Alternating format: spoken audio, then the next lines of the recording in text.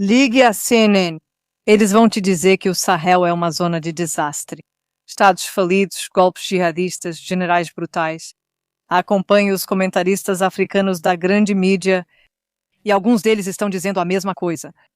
Mas vá conversar com as pessoas em Ouagadougou, em Bamako, em Niamey. Pergunte aos ambulantes, estudantes e mães. Elas não estão descrevendo um desastre. Elas estão descrevendo algo que não existia no Sahel há 60 anos. A sensação de que o governo realmente pertence a elas. O que a Aliança do Sahel conseguiu realizar é um dos atos de soberania mais audaciosos da história africana moderna. Mas audacioso não significa seguro. E ousado não significa que a aposta foi vencida. A parte perigosa dessa aposta não é o que o Ocidente diz. Não são os mercenários russos. Não são os empréstimos chineses. O verdadeiro perigo é este. 3 nações sem saída para o mar, sancionadas e ricas em recursos, estão tentando romper um sistema neocolonial de 60 anos em tempo real, enquanto o sistema reage ativamente. Muitos de vocês, nos comentários, as pessoas mais inteligentes que assistem a este canal, têm feito a pergunta certa. Vocês já apontaram antes sobre jogar com 2 lados. A Índia dentro do BRICS, os Emirados Árabes Unidos jogando em todos os tabuleiros. Então hoje eu quero usar essa mesma lente analítica e perguntar: o Sahel é realmente uma rachadura no sistema imperial ou isso é uma aposta em que a casa ainda vence? Vamos analisar isso. Antes de falar sobre o que a AES está construindo, precisamos ser sinceras sobre o que eles estão desmontando, já que a mídia ocidental nunca vai te contar isso. Stride. O Instituto Tricontinental de Pesquisa Social, uma das instituições de pesquisa anti-imperialista mais rigorosas do mundo, publicou um dossiê completo sobre o Sahel em 2025. A análise deles é inequívoca. O que aconteceu no Mali, Burkina Faso e Níger não foi um cinturão de golpes. Foi, como eles documentam, uma ruptura popular contra um sistema de décadas de extração neocolonial e dependência na área de segurança. Pense em como esse sistema funcionava na prática. A Operação Barkhane da França esteve no Sahel por quase uma década, com 5.000 soldados, e nesse período a violência jihadista aumentou a cada ano. Os Estados Unidos mantinham sua maior base de drones na África em Agadez, Níger. A União Europeia tinha missões de treinamento em solo africano, e durante todo esse tempo, o franco CFA mantinha as reservas africanas presas no tesouro francês. Os contratos de mineração mantinham o fluxo de urânio e ouro para Paris e Londres, e as taxas de pobreza não mudavam. O People's Dispatch descreveu a AES não como um golpe militar, mas, citando Philippe Toyo Nodinum, da Organização dos Povos da África Ocidental, como intervenções militares em defesa da soberania. Essa forma de apresentar a situação importa. Não eram generais assumindo o poder para benefício próprio. Esses eram movimentos que tinham apoio popular justamente porque o sistema anterior havia falhado completamente com o povo. Então, quando as juntas expulsaram as forças francesas, revogaram o direito dos americanos de manter bases e saíram da ECOWAS, isso não foi caos.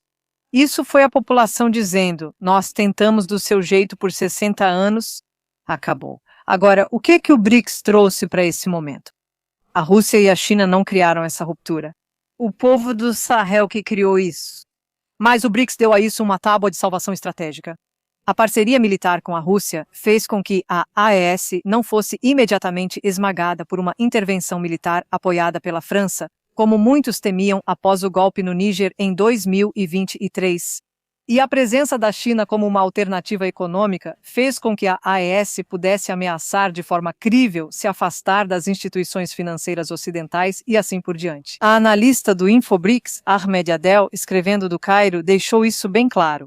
A AES foi criada para proteger a soberania desses 3 países enquanto buscava prosperidade social e econômica por meio da cooperação com países amigos, especialmente China e Rússia. Isso não é dependência. Essa é uma parceria estratégica nos termos deles pela primeira vez. Agora vamos entrar no conteúdo do que faz disso uma aposta e por que o perigo é real, mesmo que venha de uma direção completamente diferente do que a mídia ocidental afirma. O franco CFA.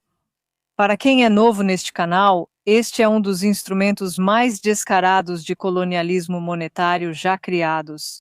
80 anos atrelado ao euro. Reservas dos bancos centrais africanos depositadas no Tesouro Francês em Paris. Nações africanas precisam da permissão da França para acessar seu dinheiro. TRT África, um veículo do Sul Global, chamou o fim disso de capítulo final da servidão voluntária. Em dezembro de 2025, a AES lançou o BCID-AES, o Banco Confederado de Investimento e Desenvolvimento, com capital de financiamento de 895 milhões de dólares americanos. A nova moeda, o CIRA, está sendo projetada como um instrumento lastreado em ouro, e as três nações planejam denominar o comércio, os salários e os orçamentos estatais nela. Isso é historicamente grandioso, e a aposta aqui não é que seja uma má ideia. A aposta está no momento e nas condições de cerco sob as quais isso está sendo tentado. A AES está fazendo isso mesmo sob sanções econômicas da CEDEAW. A rota de exportação do Níger para o Atlântico foi bloqueada pelo Benin após 2023. Essas três nações têm um PIB combinado aproximadamente equivalente ao de uma cidade europeia de médio porte. E elas estão simultaneamente lutando contra insurgências jihadistas em centenas de milhares de quilômetros quadrados de território. Esse é o verdadeiro perigo. Não que a moeda CIRA esteja errada, mas os inimigos do projeto trabalham dobrado para garantir seu fracasso antes mesmo de provar que funciona. Sanções da CEDEAW, pressão do FMI, isolamento diplomático do Ocidente. Essas são armas sendo usadas para sufocar o experimento da moeda AES ainda no berço. Sua comunidade pergunta sobre o aspecto da blockchain e da infraestrutura digital, e é uma pergunta inteligente. A Aliança Negra pela Paz deixou claro que o modelo AES, se for bem sucedido, será um exemplo para todos os países africanos que ainda lutam contra o jugo da dominação econômica e política neocolonial. A moeda digital soberana é um pilar fundamental desse modelo. A infraestrutura para isso precisa ser construída em plataformas que a AES controla. Esse é o padrão ao qual eles devem se comprometer. E é um dos pontos que tanto a rede No Cold War quanto o Instituto Tricontinental enfatizam como críticos para uma soberania genuína. Aqui está algo que seu algoritmo não mostrará, pois a mídia ocidental quase não cobriu. Em setembro de 2024, ministros do Mali, Burkina Faso e Níger voaram para Bamako e assinaram um acordo com a Roscosmos, a agência espacial da Rússia, para o desenvolvimento conjunto de satélites de telecomunicações e sensoriamento remoto. Em janeiro de 2026, o embaixador russo em Burkina Faso se reuniu com uma cosmonauta russa para discutir o cronograma de lançamento do primeiro satélite de comunicações compartilhado do Sahel. O que esse satélite realmente faz? De acordo com o ministro das Finanças do Mali, Aluseni Sanu, ele fornece transmissão de televisão e rádio em todos os 3 territórios da AES. Internet móvel em áreas remotas que nunca tiveram conectividade e, de forma crucial, comunicações seguras e criptografadas para operações governamentais e militares. A camada de sensoriamento remoto monitora fronteiras, rastreia reservas de recursos naturais e coordena a resposta a desastres em um dos territórios mais vastos e carentes do planeta.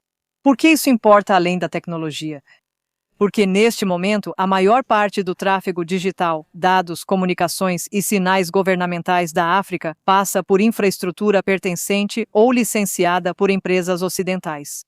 Isso não é uma metáfora para dependência, isso é dependência literal.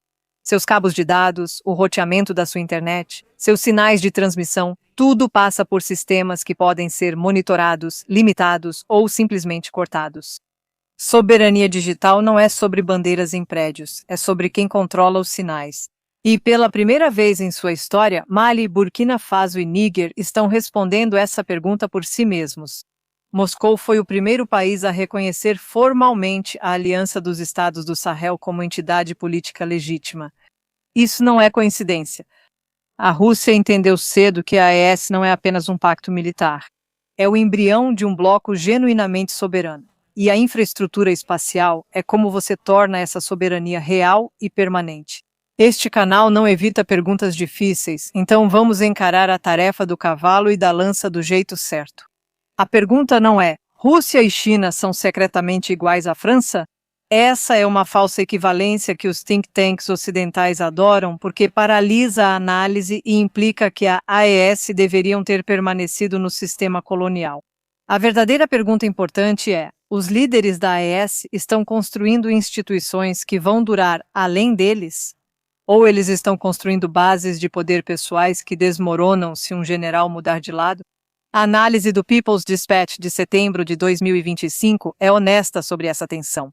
A AES nasceu de uma profunda frustração popular, de movimentos de massa genuínos que buscavam soberania.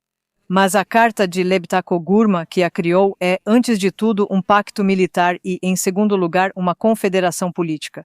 A transição do governo militar para uma verdadeira soberania popular, com instituições, constituições, eleições, essa transição ainda não aconteceu. E esse é um ponto de tensão legítimo.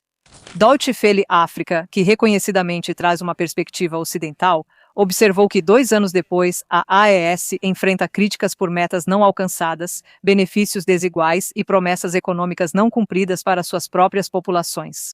Agora, nós contextualizamos essa crítica sabendo que ela vem, em parte, de vozes que queriam que a AES fracassasse, mas ela reflete uma pressão interna real. Quem apoiou esses grupos fez isso buscando vidas melhores, não só bandeiras diferentes nas armas. O capitão Ibrahim Traoré, de Burkina Faso, tem sido o mais coerente ideologicamente. O Thomas Sankara, de sua geração, invocando abertamente a política revolucionária panafricanista. Malis Goita tem sido mais pragmático. Nigestiani chegou ao poder nas circunstâncias mais contestadas. A aliança se mantém, mas sua força depende de o projeto ser maior do que qualquer líder individual.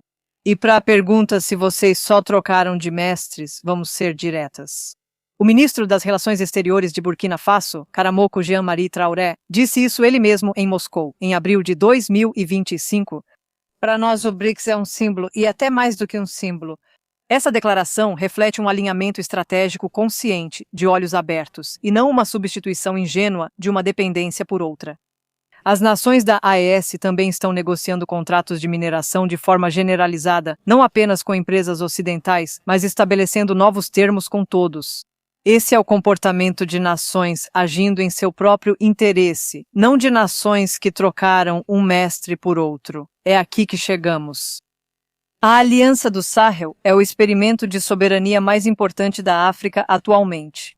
Se ela for bem-sucedida, se a segurança se mantiver, se o BCID-AES se tornar uma alternativa real à condicionalidade do FMI, se a Confederação AES se aprofundar em uma verdadeira união política, então isso prova algo que todo o Sul global precisa ver comprovado: que é possível romper com o sistema neocolonial e sobreviver. O Instituto Tricontinental coloca isso de forma exatamente correta.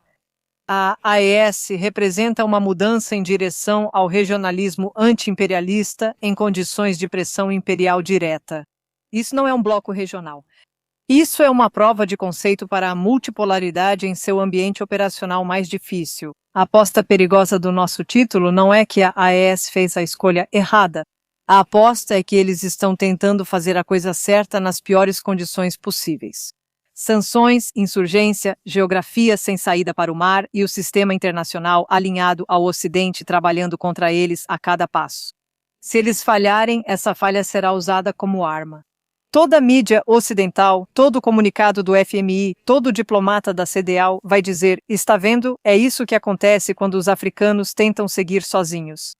A expansão do BRICS para a África subsaariana enfrentará uma barreira narrativa que pode levar anos para ser superada. É isso que realmente está em jogo. Isso vai terminar da forma que esta comunidade exigir, com uma pergunta honesta, não uma conclusão. O Sahel não apenas arriscou a própria soberania. Eles apostaram em nome de todas as nações do Sul global que estão observando para ver se isso é possível. Quem está se esforçando mais para garantir que eles percam? E por que a resposta a essa pergunta te diz tudo sobre de que lado você deveria estar? Deixe nos comentários. E se esse tipo de análise, aquela que parte da perspectiva do povo, não do império, é o que você procura aqui, inscreva-se, compartilhe este vídeo e junte-se à comunidade no Substack. O link está na descrição. Te vejo no próximo. Obrigada por assistir.